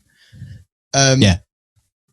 So like those artists, do you think that the reason why their strategy on albums works is because they don't release for ages, and because when they first come in, they've got really big really quickly. They know they can drip feed the public and be like, bang, a bit like Kanye, because Ye does this as well. Because Ye's not releasing every week. Ye's like 4 years and bang, here's an album. If you don't like it, you can fuck off. Do you think that model is the correct model to have a big album? Or do you think it's the only way? I think it's dependent on how big you are as an artist. Because if you, in the nicest way, if you're not a household name or get to the household name thing, if you disappear for 4 years and come out, people will be going, who? I think you've got to be a household name like an Adele, an Ed Sheeran, a Kanye, a Drake, kind of linking into what I was kind of getting at the start, where I say you have to be an artist of 3 or 4 years or be known, and then you deliver an album, because then you have ears like waiting to hear it, as opposed to being no one. Like if you're a developing artist, there's no point saying I'm going to do an album, because you know, I'm talking about, you know, if you're getting less than 100,000 streams, say, on a song, there's no point doing an album I to agree. try and help you. It's only when you're, you know, well on the way to being someone with a large following. Do you not think, though, you should do an album? That's what I was kind of saying. You know? Do you not think, though, that the album is obviously long form content, and a lot of artists tend to want to do albums, but obviously they're a bit more expensive to make and all that kind of stuff. Do you think, like, the album is almost like, what's the way to say this? Like, it's almost keeping real. You know, like people talk about like credibility a lot in music. Do you think for a lot of artists, they're thinking, right, well, the only way I can convey this emotion that I'm feeling is by banging an album? If we think about like Adele's 21 album, if that wasn't an album, almost a single doesn't work. Obviously, the big single was Someone Like You. That song doesn't really work unless you have the whole album, because you haven't kind of quite got the whole feeling. So do you think a lot of these artists that are coming in are thinking, hang on a second, actually, yeah, I know the record label are telling me that I need to do 4 or 5 singles because I need to make their money back first. But actually, I just want to kind of release an album because I know that it's gonna make me blow. It's gonna convey my emotion better, if you get what I mean. I think unless you're an independent artist, you don't have say. You do what the record label says. Like, yeah, that is also true. Like, it does not matter if record labels are dying. That's a whole other topic. Yeah, it doesn't matter if Sam Smith or whoever, Leona Lewis or Snow Patrol, Coldplay. I'm just reading names off this list. When they first started, Leona Lewis had the highest selling album of that year. Yeah, it don't matter if 3.5 million copies of her album Spirit, the one that had Bleeding Love on it. Yeah, it's the same as Adele's 25. But my point in this is they couldn't just go, I want to make an album to the record label. The record label say, yeah, you make an album and we're going to take track 1, 4, 5, 8, 15, 12 and push them as singles. Like, unless you're an independent artist, a lot of that sort of side of it, you have no say. Yeah, I so agree. It's a bit of a, I'm not being funny, if you're an artist and you've just signed your first record contract for 2 albums and 2 EPs or whatever else, and you say, actually, I want to make these 45 song albums, the record label's going, hang on, I've just give you £250,000. Don't tell us. Because look, there's plenty of great artists out there that never see the light of day. So I think you've got to play the game a little bit, and you've got to establish yourself before you can sort of do the Ed Sheeran one album every 4 years, the Adele, or sort of dictate what you want to a label, because let's face it, the label's not going to take it. But then to combat that also, if we look at an artist who, again, sadly is not with us, Amy Winehouse, her stuff only worked because it was albums, and she only had 2 albums, and she didn't really release too many singles. Just so happened that the singles were big. And again, I recognise it was a slightly different time. It wasn't quite the advent of streaming, but like iTunes was a thing. And both her albums were really big. But a lot of people like every single song. And she didn't really have like 5 or 6 singles. And then bang, here's the album. It was like 1 or 2 singles, as many normal album is, which is 2 singles, album. Find out what the best single that wasn't already a single on the album is, and then release that as a single, because that's just like the method of release. She wouldn't have worked unless it was just an album. Like, yeah, but that's just a difference in how the label. I think that's just anomaly of she was that good that it didn't even matter. Not even that. It's just back then, obviously, like you said, iTunes was a thing. I remember is it the Back to Black album? Yeah. That was pushed heavily on iTunes, like very heavy. Yeah, like the banners, you couldn't page of everything. You couldn't miss it. The thing I'd say really about that whole situation with Amy Winehouse's Back to Black album and the album before it is Frank was the first album. That's it. The landscape of how artists were pushed was different. If an artist was popular enough, the labels would say, take the album, because it's going to make us a load of money. I think now, because of streaming, it's easy to put out 1 song every month or 1 song a week and then put out an album. Like, how many artists put out random collab albums, random concept albums? Well, look at Ed Sheeran's collaboration Project. 6. Yeah, Whatever it's called. that's what I'm saying. Like, it's very easy to say that we put out a few singles and then we put out an album. I think it's easy. Like, music is consumed differently, so like you can literally push 6, 7, 8 singles and then put the album out, because it will still contribute to your streaming sales and all that. As in back So doesn't before, that just prove that the singles are way more important than the album? The album doesn't really matter. not if you make an album that's literally worthy Like enough of top having level. like the Pop Top Smoke level. album, or Get Rich or Die Trying, or like the Marshall Mathers LP, like stuff like that. Like, you could take any song and it was charting. Like, literally any song was charting. You'd literally just randomly pick it and it'd be number 28 in the chart. Yeah. Is a little gap stop, just while we're here, just because I want to talk about it for a little bit. What's everyone's favourite Amy Winehouse song? Just while we're here, from her 2 albums. Just because we talked about her. Chris? Do you have a favourite? I do. To be honest, I don't know a lot of Amy Winehouse's music, if I'm really honest with you. Oh. Amazing singer, obviously. Yeah, it's just tricky because I can't really speak with knowledge on her albums, because I'm not really. I mean, what is your a favourite song massive of hers fan, to anyway? be 'Cause honest. you still had like 4 or 5 singles, which I'm guessing you would have heard. I don't think he did. Honestly, I'm sorry. I literally I knew it, I knew it. Oh, well, I don't thanks think I for did. thanks for your contribution, Chris. Now we're going to fuck you off. honestly- Wade, what's your favourite song? Mate? Go on. My favourite song from Amy Winehouse to play and to listen to, because I actually sometimes put this in sets, Oh, is please Tears be the Dry one. on Their Own. Yes. Production wise, it's like literally the cream of the crop. Vocals is cream of the crop. Arrangement, cream of the, like, it's literally what you need to show someone on Thank how to you. make a song. Yeah, like Produced by Mark Ronson, and you know, like, he's Who's a a genius legend. in himself. Yeah. I think he so- produced pretty much that whole album. What, Back to Black? Yeah, pretty much the It whole was executively produced by him. Yeah, he pretty much produced every tune. I think he did. Yeah. Yeah. Well, now that we know Chris knows absolutely fuck all about proper music, Well, I wouldn't say that. just Amy Winehouse. I'm just not really. yeah, Just not really listen to any proper music. We'll have to send you a playlist later, mate. Okay. Send me an Amy Winehouse playlist. I'll send you the best of Amy Winehouse, but there's only 20 songs because she only released 2 albums. Literally. Quickly, speaking Go of for it. albums, and there was only 2. Amy Winehouse toured them 2 albums. I'm pretty sure she toured the Back to Black one. She On did the Glasgow as notes. well. It's considered Yeah, one of the yeah. best Glasgow experience performances ever. Ever, man. On the notes, it says DJs don't release albums, lets them tour all year. These are obviously your notes, Pav. Yeah, but I was thinking, I was like, where's he got these from? Oh yeah, I wrote them last night. Yeah.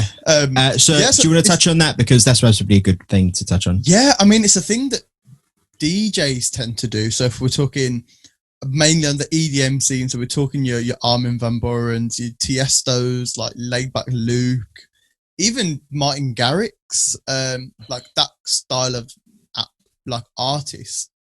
None of them release albums, but the reason why is, and I think maybe this is the reason why a lot of artists hold on albums now, is that to release an album or to even make an album, like you have to sit there for like 6 months sometimes and just sit there and make an album, which is maybe why like Adele and Ed Sheeran and Sam Smith and like Kings of Leon and artists like that do really well, because they don't release for 3 years. So they've got 3 years to make 12 songs. Whereas a DJ, like someone like Laidback Luke, let's take someone like Steve Aoki. So Steve Aoki does around 350 gigs a year. He could never release an album. It would be impossible. But he could release a single every 2 months, 3 months. He did release an album, didn't he? Neon Future. Yeah, but as in like, it's the first album in how long? Yeah. Like as in, he's not like doing like your standard release schedule, which is like 18 months. Yeah. Like for him to release an album, in fact, the reason why he released the album is because he cut his gigs. So he went from 350 the previous year to like 200, which is still an immensely large amount of gigs. But it was literally so he could make music, so he could become a bit more of a pop star. That's a thing that EDM DJs do, so they can do a festival every month. And I'm guessing maybe that's why rappers do it now. I don't see too many rappers releasing albums, or like they take a while, because I think if they release an EP with 4 tunes, you can go to a club PA and pick up 6K. It's not nice and easy, isn't it? But my next point, which is on there, and I put higher quality ? I'm not sure that's always the case. So kind of what I was alluding to there is maybe the whole quantity over quality, or et cetera, or the vice versa rather. I'm not sure if that's always true. I feel like sometimes, you know, when you have a bed of songs. So have you guys heard Bruno Mars's last album, 24 Karat Magic? Yeah. Did you guys actually listen to the album? Yeah, I did. Yeah, really good. I appreciated the singles so much more after I listened to the album, because I was like, wow, the album's is very good, amazing. Maybe one of the best produced albums of the 21st century, in my opinion. Like, I think he's wasn't it Mark Ronson produced again? It's a bit of Mark Ronson, a lot of Bruno Mars, and you know the guy who's his backing singer, he's also his like assistant producer. So they were in a group called the Smeezingtons before, weren't they? So that's like their producer writer group. So they wrote and produced like "Fuck You," CeeLo Green, etc., etc. So many actually really big songs. Yeah, I'm not sure. I think a lot of the times the album can enhance the single just by grouped sonics. I don't know, Chris, what do you think about that? As someone who's listened to Bruno Mars's album. You're right about just the electronic dance music scene. You're right about that, because it doesn't really, the album concept doesn't really suit it as well, both in terms of obviously their schedules and what they do, which is DJing or performing it electronically. So doesn't really suit that because of like their schedules and what they actually do day to day. And obviously what you also mentioned about, you know how you were saying about emotionally an artist can put some stories and a whole kind of package of songs, if they're songwriters like Adele or Ed Sheeran, that they've actually written into an album. Obviously, again, that doesn't really apply to the electronic dance music thing, because obviously it's for festivals and for clubs, and it's electronic music.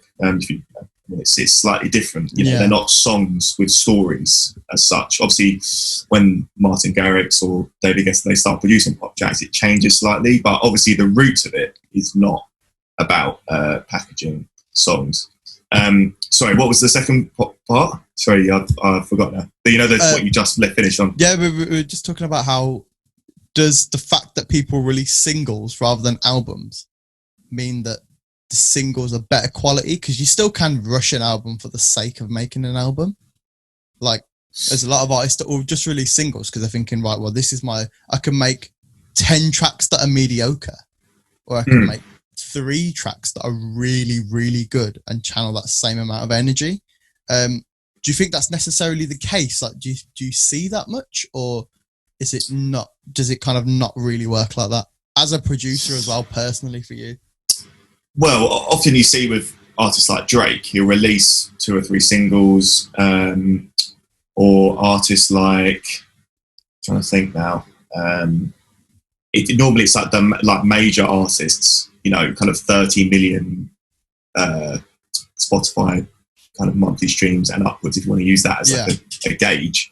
Obviously, they'll release the benchmark, guys. If you want to release albums, get 30 million listeners a month. No.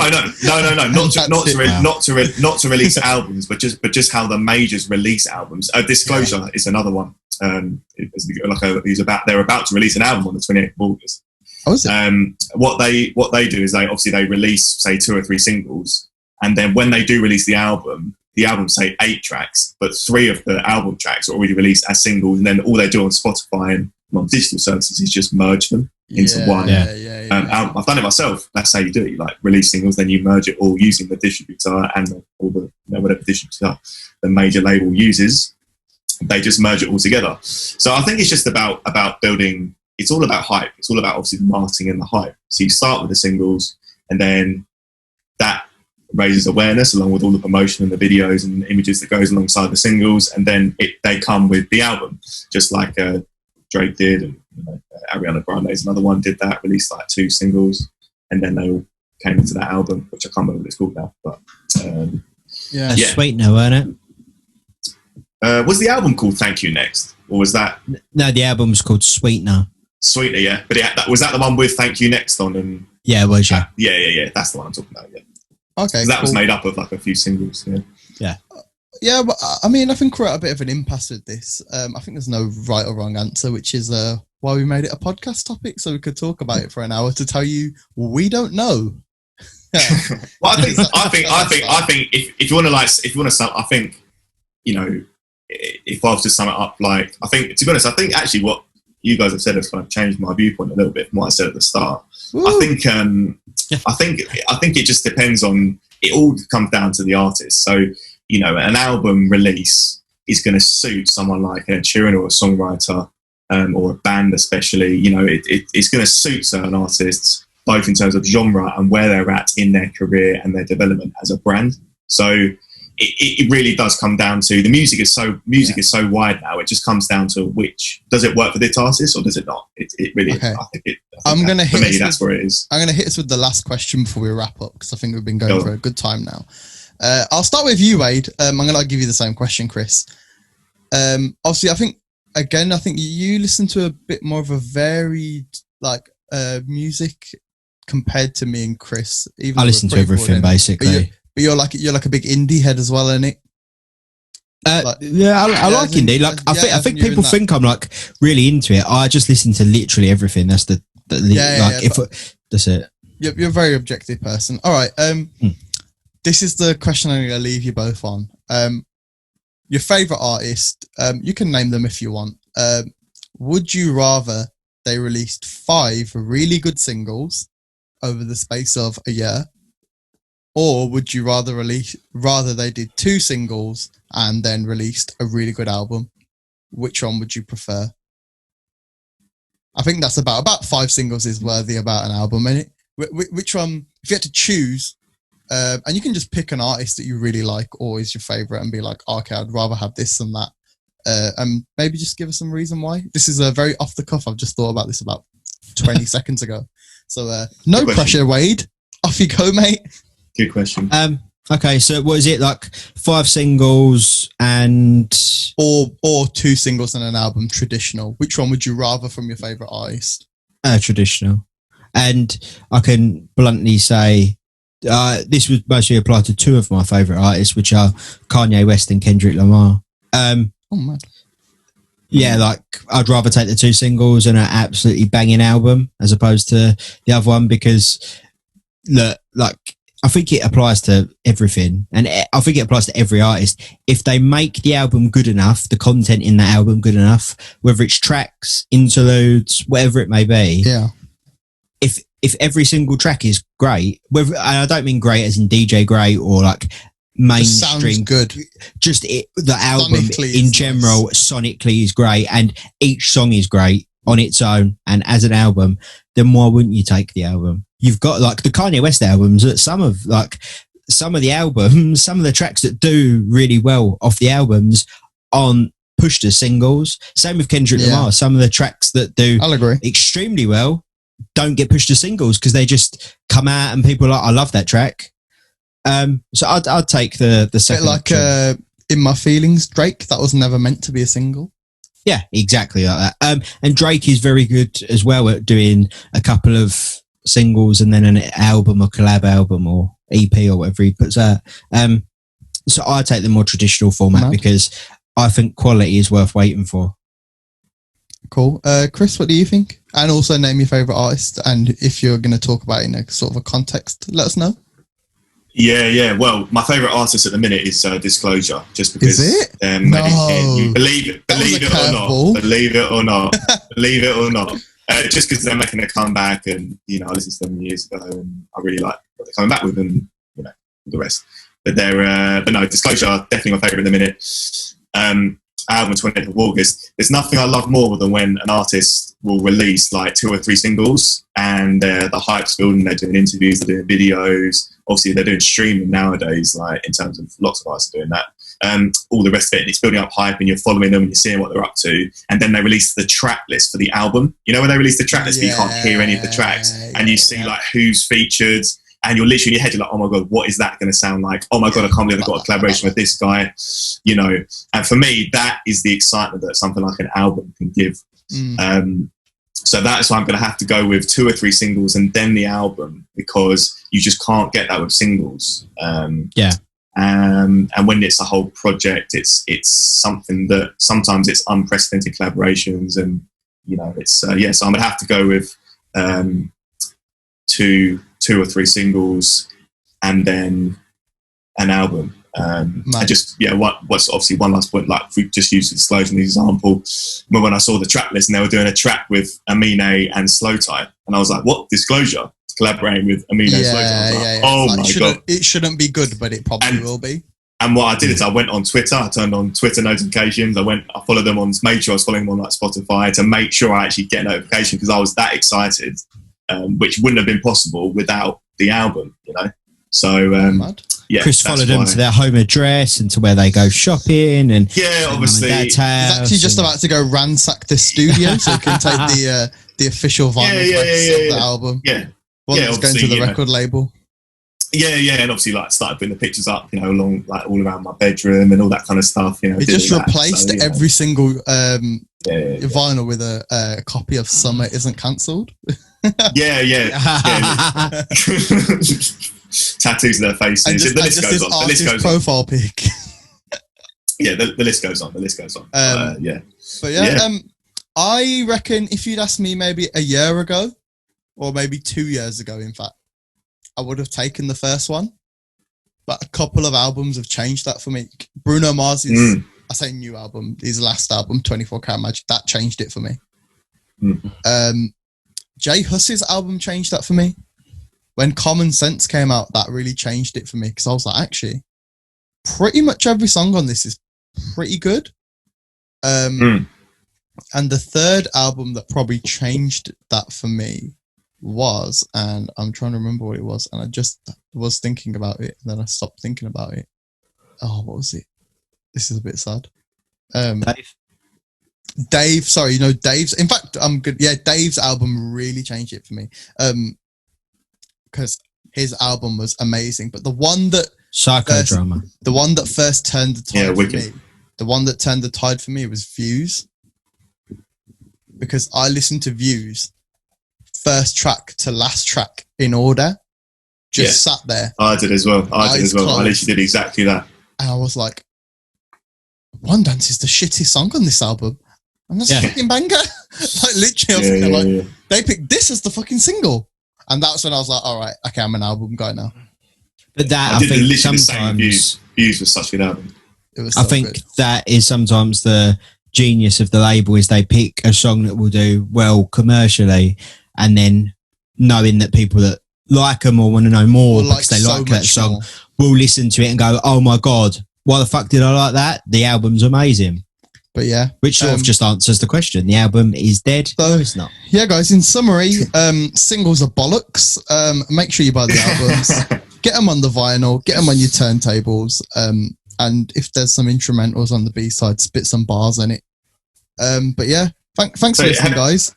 I think. Sorry, just before we finish, have you noticed that you've literally completely changed my mind? I literally started this segment saying, "Oh, yeah, I know. Don't put out albums if you've not been artists for 3 or 4 years." Like, now you actually think about it. It's interesting. Things like Views and it's crazy. Like, I think albums are actually still important. Yeah. Seriously. Yeah, man. Who would have thought 2 brown guys changing a white guy's ideas? But here we are, 2020. God, we love to hear it. Are we pretty much done? Yeah, I think we're done. Okay. Thanks for listening, guys. This has been the No Drinks in the Booth podcast. As you can see, so eloquently placed. Just here. Product placement. Check the YouTube for the can. Make sure you check out the YouTube. If you're already here, thank you. Subscribe if you're here. That'll be great. Drop us a like, drop some comments. Let us know what you're thinking.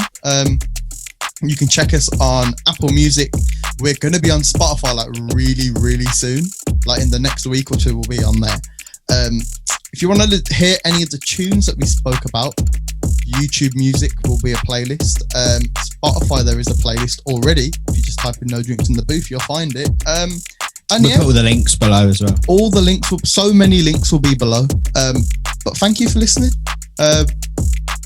We out. If you want to know next week's topic, follow us on Instagram, because we probably won't tell you, but you miss 100% of the shots you don't take. Yes, what a way to end it. Peace.